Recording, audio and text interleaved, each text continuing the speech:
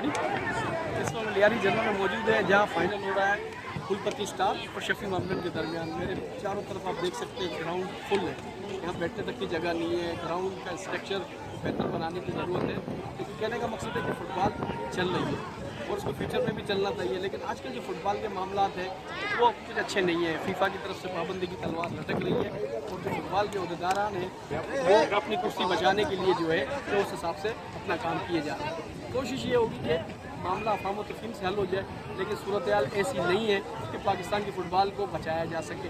और जिस तरह की कंडीशन चल रही है, हो सकता है 1-2 रोज़ में पाकिस्तान पर पाबंदी लग सके, लेकिन इसके तमाम ज़िम्मेदार वो स्टेक होल्डर हैं जो पाकिस्तान में फ़ुटबॉल की भलाई चाहते हैं। अगर वो फुटबॉल की भलाई चाहती है तो उनको डिपार्टमेंटल फुटबॉल की बहाली के लिए कोशिशें करनी चाहिए, पाकिस्तान की फुटबॉल को चलाने के लिए काम करना चाहिए। लेकिन कहने का मकसद ये है कि फुटबॉल जिस तरह लियारी में भी चल रही है, इसको पूरी मुल्क में भी चलना चाहिए।